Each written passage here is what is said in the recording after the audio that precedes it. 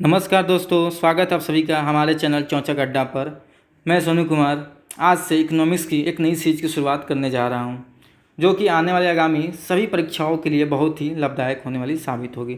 जैसे कि Delhi police, Bihar police, UP police, UPSI, Bihar SI mains, SSC तथा सभी स्टेट पीसीएस के लिए ये बहुत ही महत्वपूर्ण होगी। देखिए दोस्तों, आप सभी को पता होगा कि हमने जितने भी एग्ज़ाम का भी नाम लिया उन सभी में कम से कम सिर्फ अर्थव्यवस्था वाले विषय से 10 से 12% तो रहते ही हैं, और कभी कभी ये संख्या इससे भी ज़्यादा हो जाती है। तो इन्हीं सभी बातों को ध्यान में रखकर हम इस सीरीज़ की शुरुआत करने जा रहे हैं। आशा करते हैं कि आपको भी पसंद आएगी। देखिए दोस्तों, चूँकि आज पहला दिन है तो सबसे पहले हम अर्थव्यवस्था का पूरा सिलेबस को समझेंगे कि हमें कौन कौन से चैप्टर को पढ़ना है और तथा इन चैप्टर से कितने प्रश्न आमतौर पे आते हैं। कभी ज़्यादा भी हो सकते हैं और कभी कम भी हो सकते हैं। तो चलिए दोस्तों, हम शुरुआत करते हैं। सबसे पहले हम सिलेबस को सही ढंग से समझते हैं। हाँ, तो दोस्तों हमारा जो पहला चैप्टर होने वाला है वो रहेगा कि अर्थव्यवस्था का सामान्य परिचय। इसमें हम देखेंगे कि अर्थव्यवस्था की परिभाषा क्या होती है, ये कितने प्रकार की होती है, कौन से देशों में किस तरह की अर्थव्यवस्था है चलन में है, तथा हमारी देश की अर्थव्यवस्था कैसी है, तथा इस आज का जो अर्थव्यवस्था का स्वरूप है वो आज की स्वरूप में और पहले के स्वरूप में था। ठीक है, देखिए दोस्तों, इससे क्वेश्चन आजकल आमतौर पे तो नहीं आते हैं क्योंकि ये बहुत ही ट्रेडिशनल हो जाती है, लेकिन फिर भी आप मान के चलिए आएंगे तो एक या दो क्वेश्चन इससे आ सकते हैं। ठीक है, और जो दूसरी हमारी चैप्टर होने वाली है दोस्तों वो है भारत की विभिन्न पंचवर्षीय योजनाएं। ठीक है, इसके अंतर्गत हम देखेंगे योजना आयोग के विषय में। आप जानते होंगे दोस्तों कि जनवरी 2015 से जब से बीजेपी गवर्नमेंट आई है उन्होंने योजना आयोग के स्थान पर नीति आयोग को लाया है। ठीक है, और इसके साथ इसमें हम देखेंगे राष्ट्रीय विकास परिषद क्या होती है तथा नीति आयोग जो कि नहीं है इसके विषय में भी हम पढ़ेंगे। और इससे भी दोस्तों करीब 1 से 2 प्रश्न आपके एग्ज़ाम में आने वाले हैं या आते ही हैं। ठीक है दोस्तों, जो हमारा नेक्स्ट चैप्टर रहेगा वह है भारत में मुद्रा व्यवस्था एवं बैंकिंग व्यवस्था। तो आप सबको पता ही होगा कि बैंकिंग से हमेशा प्रश्न हर एग्ज़ाम में आने ही आने हैं, चाहे कोई सा भी एग्ज़ाम उठा लीजिए, कम से कम उसमें 2 से 3 प्रश्न रहेंगे। और इसके अंतर्गत हम देखेंगे कि भारत की बैंकिंग व्यवस्था कैसी है, इसमें कौन से बैंकों का क्या कार्य है। जैसे कि हमारे पास वाणिज्यिक बैंक होती है, सेंट्रल बैंक जैसे कि आरबीआई हमारे पास है, और बहुत से सहकारी बैंक है, क्षेत्रीय ग्रामीण बैंक है, ये कैसे कार्य करते हैं। ठीक है, इन सब के विषय में हम पढ़ेंगे। तो अगला जो हमारा है वो रहने वाला चैप्टर राष्ट्रीय आय, घरेलू आय, प्रति व्यक्ति आय तथा आर्थिक विकास। तो दोस्तों इससे भी हम प्रश्न आपको 1 से 2 रहेंगे। इसमें हम देखेंगे कि जैसे जीडीपी, जीएनपी, प्रति व्यक्ति आय और इन सब चीज़ों से रिलेटेड हाल फिलहाल में क्या चल रहा है, करंट अफेयर को जोड़ के इससे हम पढ़ेंगे। तो इससे भी आपको प्रश्न 1 या 2 रहेंगे इससे। दोस्तों जो हमारा नेक्स्ट चैप्टर रहने वाला है वो है भारत के वित्तीय बाजार। तो अभी हमने आपको बताया कि जैसे हम बैंकिंग या मुद्रा बाजार पढ़ेंगे तो ये उससे बिल्कुल अलग है, ये थोड़ा उसका एक व्यापक रूप है। हम जहाँ वित्तीय बाजार जब बात करते हैं तो उसमें बैंक, आपके जितने भी हमारे कंपनियां हैं, संस्थाएं वो, और पूंजी बाजार जैसे कि बाहर से जो हमारे देश में एफडीआई आती है, फॉरेन डायरेक्ट इन्वेस्टमेंट, या एफपीआई या एफआईआई, और ऐसे ही बहुत सारे जो गवर्नमेंट हमारी दूसरों देशों से या किसी संस्थाएं से ऋण लेती है या किसी को देती हैं, या बाकी कंपनियां भी जो एक दूसरे से लेन देन करती है, जैसे कि शेयर बाज़ार हो गया, आपका डिवेंचर हो गया, वायदा बाज़ार होगा, इन सब के विषय में पढ़ेंगे। और इससे भी आपको प्रश्न 1 से 2 रहेंगे एग्ज़ाम में। ठीक है दोस्तों, जो हमारा नेक्स्ट चैप्टर रहने वाला है वह है भारत का कृषि क्षेत्र एवं औद्योगिक क्षेत्र। तो आप सब जानते हैं कि भारत के विषय में अगर हम बात करें तो भारत के लोगों को आज भी कृषि पे बहुत डिपेंडेंसी है।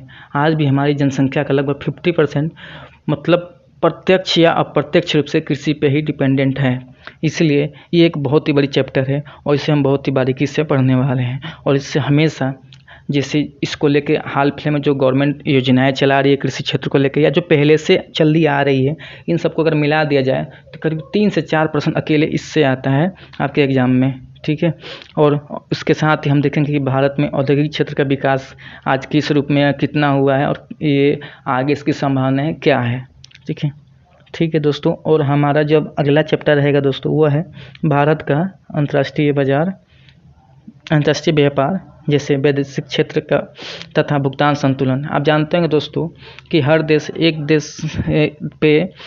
देश से निर्यात करते हैं तो दूसरे को आयात करते हैं, तो ये चीज़ें चलती रहती है। जैसे कि हम भी किसी, मान लीजिए जैसे हम चाइना से कुछ मंगा रहे हैं तो उससे कुछ बेच भी रहे हैं, तो आमतौर पे अगर हम उसको बेच रहे हैं वो ज़्यादा नहीं है और ख़रीद रहे हैं वो ज़्यादा है तो हमें नुकसान हो रहा है।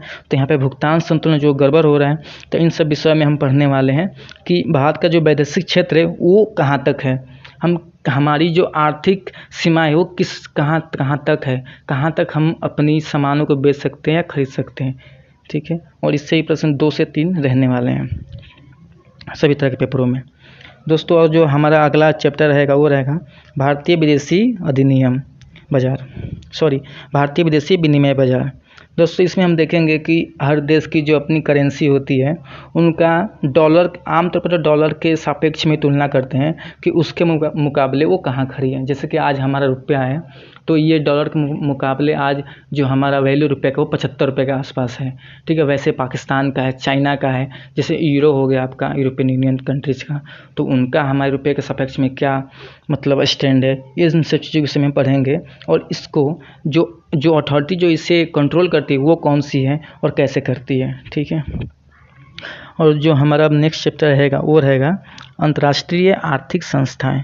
ये तो दोस्तों इससे तो आप सभी परिचित ही होंगे, जैसे कि वर्ल्ड बैंक हो गई, IMF हो गई या WTO हो गई, ऐसे जितनी भी हमारी इंटरनेशनल संस्थाएं हैं जो बाकी देशों के मुद्दों या का समाधान करती, समस्या का समाधान करती है या फिर उन्हें वित्तीय मदद उपलब्ध कराती है या फिर लोन उपलब्ध कराती है, चाहे वो दीर्घकालिक हो या अल्पकालिक हो, उन सभी विषयों के में हम पढ़ेंगे विषय के बारे में।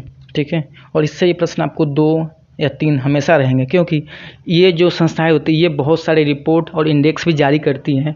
इनमें कंट्री की रैंकिंग होती है, कहीं पे GDP के मामले में, तो कहीं ईज ऑफ डूइंग बिजनेस को आप उठा लीजिए, कहीं गरीबी या बहुआयामी गरीबी इंडेक्स आती है। इन सब विषयों को लेकर इंडेक्स लाती हैं, तो इन सभी प्रश्न हमेशा 2 से 3 रहेंगे मिला जुला के।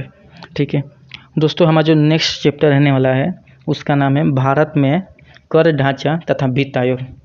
दोस्तों आप सब जानते होंगे कि एक देश के अंदर जितने भी लोग हैं वो अपने देश के जो सर्वोच्च शासक या जो प्रशासन होता है उसको सहयोग करने के लिए कुछ टैक्स अदा करते हैं, क्योंकि उन्हीं सब टैक्सों को लेके फिर हम वो जो प्रशासन होते हैं उनको सुविधाएं उपलब्ध कराते हैं, जैसे सड़क हो गया, परिवहन हो गया, या फिर ब्रिजें हो गए, या कहीं गरीबों को कोई वित्तीय अनुदान सहायता उपलब्ध कराते हैं, जैसे LPG गैस कनेक्शन।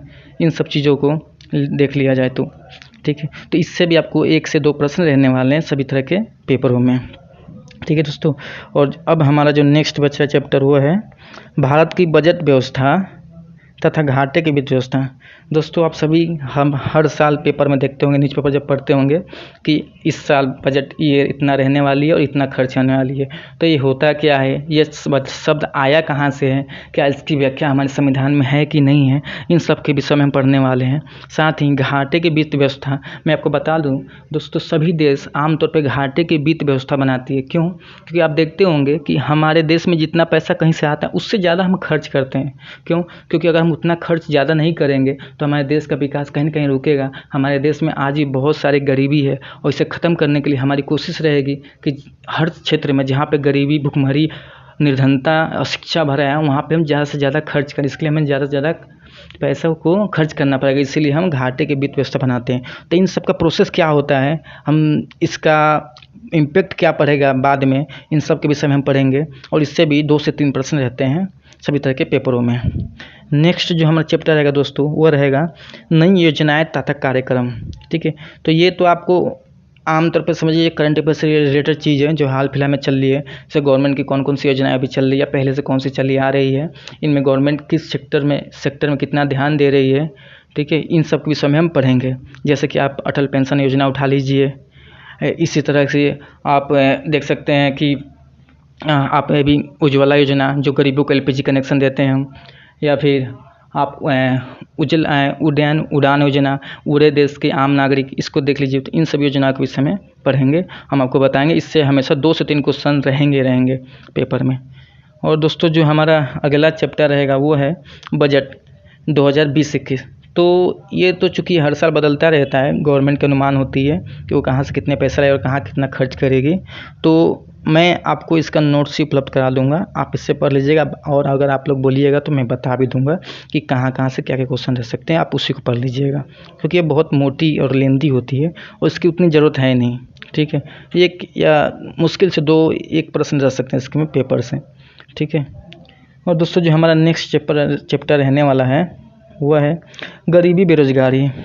आप सभी जानते होंगे भारत में बहुत ज़्यादा गरीबी और हाल फिलहाल में तो बेरोज़गारी, जो कोरोना वायरस का प्रकोप है उसके कारण बहुत से लोग बेरोज़गार हो गए हैं। एक तो पहले से ही लोगों के पास रोज़गार नहीं है और जो रोज़गार में थे आज वो भी बेरोज़गार बैठे हुए हैं। तो इस विषय में हम पढ़ेंगे कि भारत की गरीबी बेरोज़गारी के विषय में क्या समस्याएं क्या है, इसका समाधान क्या होगा और जो बहुत सारी इंडेक्स आती है रिपोर्ट उसमें हमारी स्थान क्या है, इस विषय में हम पढ़ेंगे और इससे 1 से 2 प्रश्न आपके पेपर में रहेंगे। और दोस्तों जो हमारा लास्ट चैप्टर रहने वाला है इसमें वो रहेगा मुद्रास्फीति तथा इससे संबंधित सिद्धांत।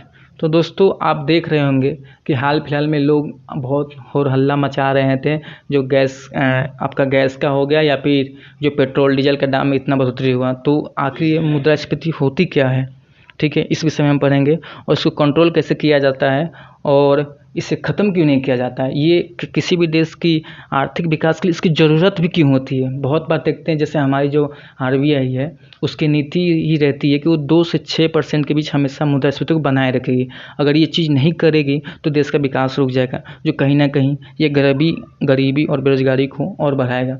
इसलिए इस विषय में भी हम पढ़ेंगे और इससे भी आपको 2 से 3 प्रश्न एग्जाम में रहने वाले हैं। तो दोस्तों आपने देखा हमने क्या क्या पढ़ना है, ये पूरी सिलेबस रहेगी हमारी।